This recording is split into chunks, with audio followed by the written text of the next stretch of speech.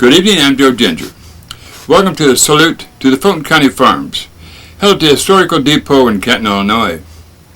This program is part of the Bicentennial events of Canton, Illinois. I want to thank all the volunteers who worked hard to make this available for you to enjoy. I hope you enjoy the program. Thank you.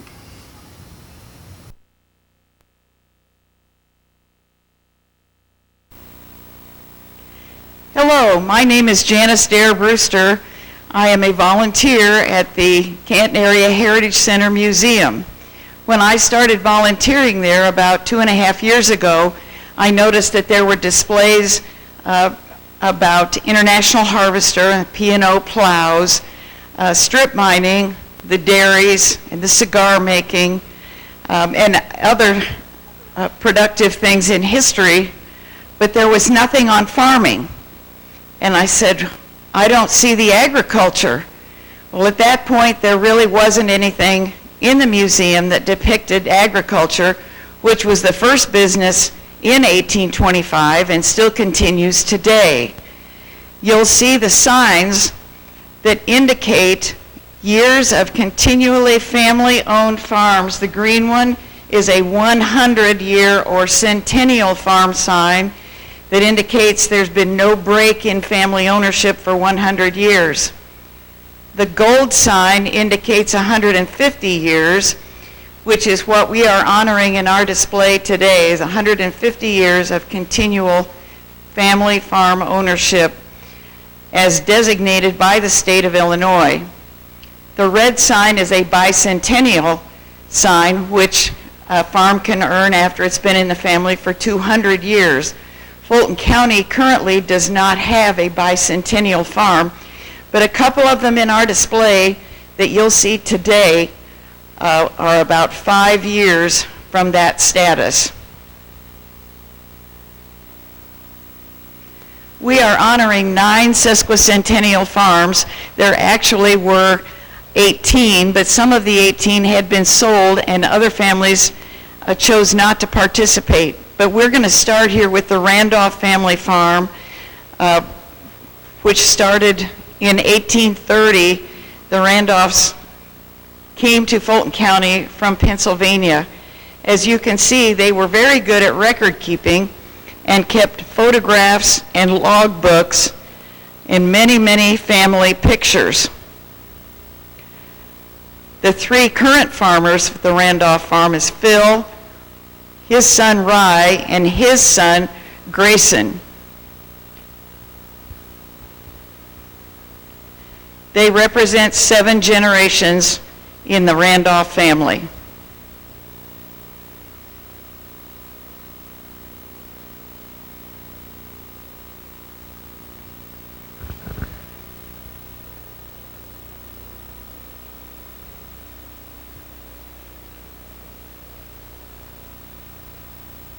As you can see, these pictures have been well preserved in photo albums, and several logbooks have been kept of the farm records.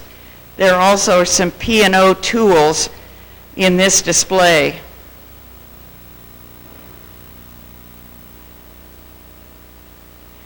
Our next farm is the Marbill Stevens family farm, and I asked, how was Marbill added to the name?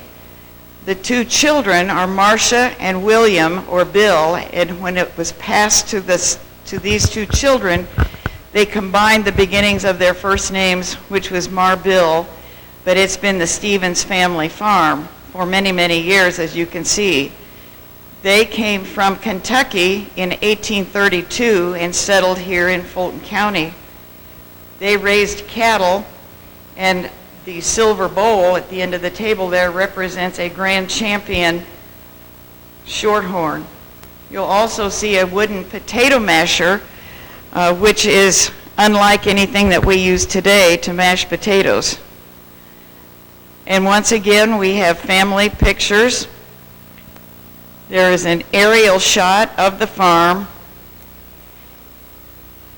and a picture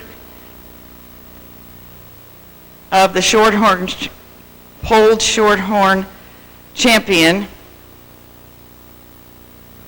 And in front of that picture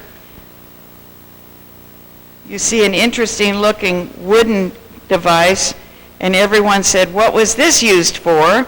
And the answer was, it was to cut noodles, unlike how we cut them today, but it certainly was serviceable.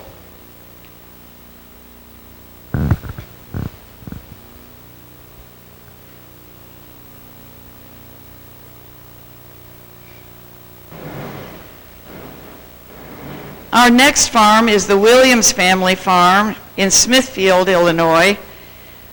John and Nancy Williams came from Adams County, Ohio in 1847 and settled in Fulton County.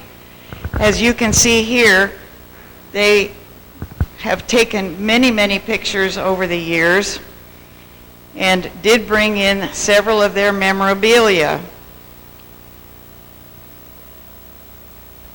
We have some old horseshoes and a grubbing hoe and many feed sacks. Feed sacks, you may already know, were often colorful and used later to make clothing.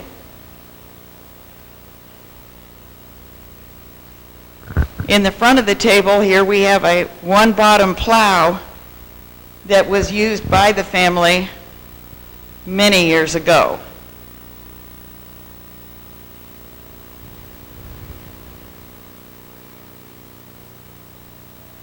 We are very fortunate to have a lot of aerial shots of farms to show the buildings and the amount of area it takes to have farm buildings.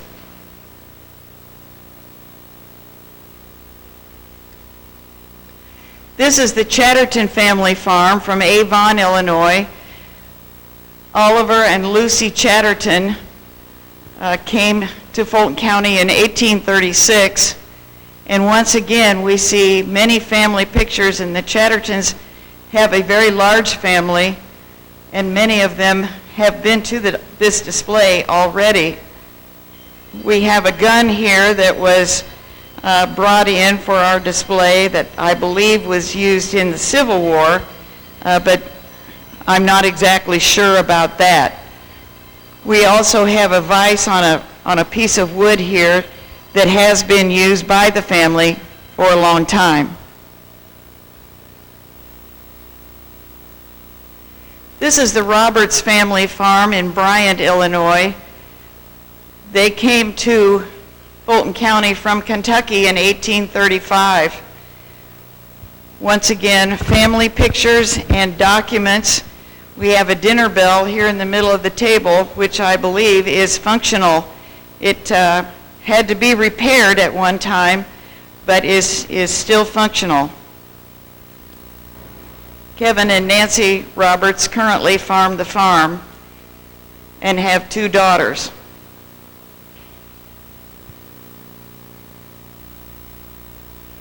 Our next farm is the Blout family farm from Ellisville, Illinois.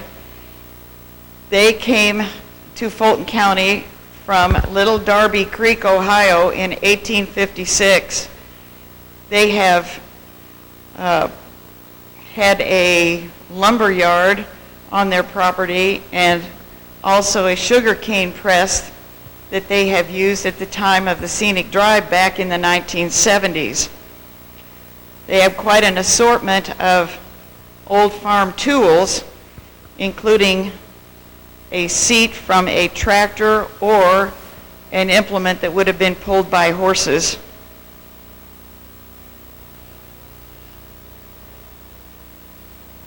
In the background, they have a very large saw and a concrete post that came from Camp Ellis.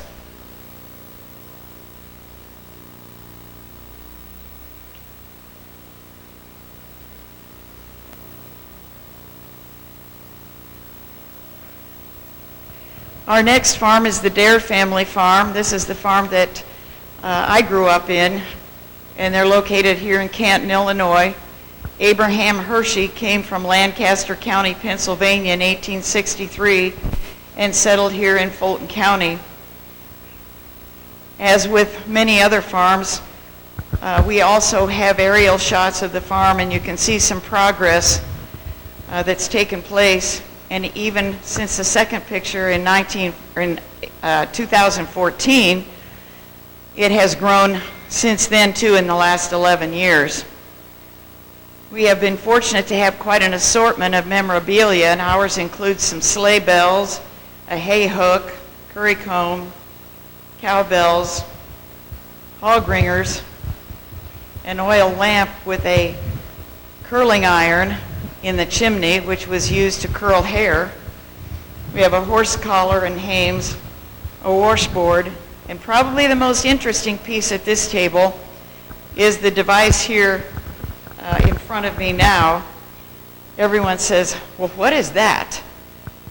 What that is it was a piece of equipment that was placed over a wooden gate or a wooden fence of some sort to hold it in place, and a baby pig was laid on its back. The handle came down to hold the pig in place for castration.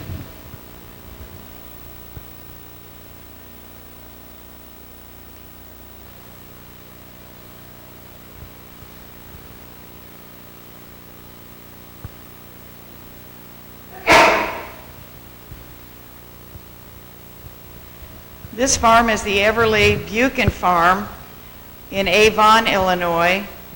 It started in 1836 with the family that came from Carroll County, Maryland. It passed through the Everly family to the Buchan family, and the current owner is Dennis Buchan. Once again, we see pictures of the family, but we also see a Grand Champion steer. We also have a gunny sack here, which was used for many purposes after its original use, but it was a little scratchy to make clothes out of, unlike the flour sacks, which was a softer fabric. And there are assortment of tools here that include a sprayer, a dust sprayer to keep flies off of cattle, and not really a whip, but a fabric switch there to try to move the cow along if he's pretty slow. We also have a quilt here, and in almost every block is embroidered the name of a lady from the Avon area. On the end, we have a very unusual device here, which was used to actually hold the bags of wool after a sheep was sheared. And as the bag filled, the arm on the far side would raise to accommodate the increased size of the bag. This is the Thumb family farm in Smithfield, Illinois. Frederick and Mercy Thumb emigrated from Germany to Fulton County in 1867. Joe applied for his sesquicentennial farm sign in August of last year, and it took 9 months for him to receive his sign. But he has it now. We see a cradle here, and I believe he said that his great-grandfather made that cradle and has been passed down through the family. He also has an assortment of farm tools from the past. And on the end of the table, there is a wagon seat and a double tree, which of course was attached to a wagon, and with a double tree you could have 2 horses attached to it.